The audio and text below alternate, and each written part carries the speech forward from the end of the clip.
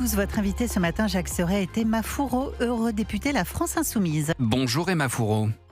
Bonjour. Après la crise de Ceuta, le ton monte en Europe. Le chancelier allemand Friedrich Merz, Giorgia Meloni, mais aussi la première ministre danoise Mette Frederiksen mettent directement en cause la politique migratoire du gouvernement espagnol. Ils estiment que son vaste programme de régularisation a créé un facteur d'attraction. Est-ce qu'ils ont tort selon vous, Emma Fourreau ? Bien sûr, les réactions européennes sont affligeantes parce qu'on voit qu'on a affaire à une manipulation de grande ampleur sur ce qui s'est réellement passé à Ceuta, à savoir qu'il faut rappeler les faits face à la désinformation de la droite et de l'extrême droite, à savoir que sur les quelques 60 000 personnes, pas une seule personne n'est entrée en Espagne continentale ou même sur le sol européen, parce qu'on le rappelle, parce que certaines personnes n'ont jamais ouvert de manuel de géographie, Ceuta est en Afrique. Et donc, évidemment, aucune de ces personnes ne sont arrivées en Europe et on voit tout de suite les réactions disproportionnées et on voit que finalement, c'est une manipulation de ce drame pour nourrir un agenda européen partagé par Meloni notamment, qui est celui de l'anti-immigration primaire et surtout sur le fait d'agiter des peurs qui ne sont pas réelles. Notamment, j'ai vu le tweet de Jordan Bardella qui disait demain ils seront chez nous. Mais non, Ceuta, c'est à 1000 km d'ici. Encore une fois, il n'y a pas une seule personne qui est arrivée en Europe. Il y a des contrôles qui sont effectués et toutes ces personnes quasiment ont déjà été renvoyées au Maroc avec la coopération entre l'Espagne et le Maroc. Donc vraiment, c'est un faux problème. Par contre, ce qui est vrai, c'est que c'est un drame humain. Et ça, on n'en entend jamais parler. Il y a au moins 72 personnes qui sont décédées. C'est l'un des épisodes les plus meurtriers sur la frontière espagnole. C'est de ça dont on devrait parler aujourd'hui.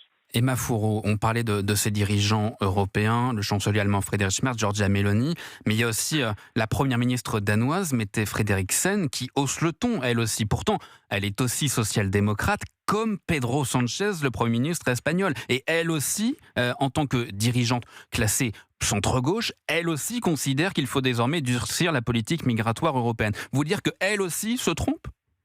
Bien sûr, au Danemark, il y a toujours eu une politique zéro immigration. Elle a toujours eu des propos scandaleux sur l'immigration. Donc, pour le coup, c'est pas une surprise de voir Mette Frederiksen réagir ainsi et c'est pas un revirement de la part de la social-démocratie parce qu'elle a toujours été dans cette tradition et c'est une tradition longue au Danemark, ce qui sépare notamment le Danemark de la Suède qui a une histoire plutôt d'accueil. Donc c'est pas surprenant de voir ces réactions. Ce qui est surprenant, c'est de voir les demandes qui sont totalement ubuesques. Je vois par exemple Meloni qui demandait la suspension de l'Espagne de l'espace Schengen alors que c'est tout simplement pas prévu par les traités. Donc on voit qu'ils disent tout et n'importe quoi pour agiter les peurs et que c'est vraiment une polémique montée de toutes pièces et que, y compris, il n'y a pas que l'Europe qui embraye là-dessus. On voit Trump qui a réagi en disant que c'était une invasion et qui disait tout de suite regardez, c'est ce qui se passerait si aux États-Unis les démocrates gagnaient. Donc on voit bien en fait que la situation est instrumentalisée dans chaque pays pour faire avancer un agenda politique interne. Mais Pedro Sanchez, le Premier ministre espagnol, lui répond que chaque État est souverain pour conduire sa politique migratoire. La réalité, c'est lorsqu'on appartient à l'espace Schengen, les décisions prises par un pays concernent forcément les autres. Est-ce qu'à vos yeux, un gouvernement peut prendre seul une décision aussi importante sans en assumer les conséquences pour ses voisins ? Alors, en l'occurrence, sur le drame de Ceuta, quasiment toutes les personnes ont été rapatriées vers le Maroc. Il ne s'agit pas d'une décision de Pedro Sanchez. Non, en l'occurrence, je faisais référence à la décision du gouvernement espagnol de ces dernières semaines de régulariser environ 500 000 personnes. Et en l'occurrence, sur ce point-là, vous refusez de parler d'appel d'air. Bien sûr que non, l'appel d'air, c'est quelque chose qui est construit de toutes pièces pour faire peur. La réalité, c'est que de nombreux États ont pris à un moment donné ce genre de décision, y compris l'Allemagne il y a quelques années. Et ça montre bien une chose, c'est que les exilés sont évidemment les bienvenus, mais sont aussi utiles dans chaque pays. Emma Fourreau, j'aimerais essayer de comprendre si jamais la France insoumise était au pouvoir, et en l'occurrence, dans un cas comme celui-ci, dans le cas de l'enclave espagnole de Ceuta, si la France insoumise était au pouvoir en Espagne et que vous étiez, vous, ministre de l'Intérieur, quelle décision auriez-vous prise face à l'afflux de migrants à Ceuta ? Alors ça n'a pas beaucoup de sens de comparer comme ça, mais ce qui est sûr, c'est que notre boussole, c'est celle de la dignité humaine. Donc quoi qu'il arrive, toutes les décisions doivent être conduites avec cet impératif-là, et on voit que dans le traitement médiatique, politique, c'est quelque chose qui est totalement perdu. Mais quand on parle de migration, il faut avant tout parler des causes des migrations, à savoir que la plupart des migrations sont forcées aujourd'hui, que ce soit via le dérèglement climatique avec de plus en plus de réfugiés climatiques, que ce soit via la destruction des économies locales. Et l'Europe a une responsabilité là-dedans, notamment moi je siège en commission pêche et on signe régulièrement des accords de pêche qui sont totalement déséquilibrés avec de nombreux pays en Afrique et qui fait que évidemment ça détruit des emplois localement et que donc certaines personnes par la misère sont contraintes de fuir. Donc ça n'a aucun sens de parler de la migration sans d'abord vouloir traiter les causes. Ensuite, une fois qu'il y a des politiques qui s'en prennent aux causes, évidemment ceux qui viennent, il faut les traiter dignement. Et ça a toujours été le programme de la France Insoumise et qui est effectivement à rebours de ce que fait aujourd'hui l'Union européenne avec le pacte asile et immigration, avec le règlement retour qui est le pire règlement jamais adopté par le Parlement européen en termes de droits humains, parce que c'est clairement l'organisation de déportation massive de personnes hors de l'Europe. C'est le fait de confier en partie la gestion de l'immigration à des pays tiers qui ne respectent pas les droits humains comme la Tunisie et l'Égypte. C'est le fait d'enfermer des enfants. Mais en l'occurrence, sur le cas du Maroc, le Maroc cette nuit a réagi et Rabat parle de fausses informations diffusées sur les réseaux sociaux et de l'action des passeurs. On n'est pas là dans ce débat-là. Est-ce que vous considérez la défense du Maroc ce matin ? Ce qui est évident, c'est qu'il faut réprimer les réseaux de passeurs. Ça fait partie du programme effectivement de la France Insoumise. On voit qu'il y a une coopération entre l'Espagne et le Maroc pour gérer la situation. Donc sur ça, il n'y a pas de discussion. Dans le journal du dimanche, Bruno Retailleau propose de revenir, selon ses mots, à l'inspiration première de Schengen, libre circulation pour les Européens, mais des visas territorialisés pour les ressortissants extra-européens. Autrement dit, Bruno Retailleau propose un visa délivré, par exemple par l'Espagne, qui ne permettrait plus automatiquement de circuler en France. Qu'est-ce que vous pensez de cette proposition ?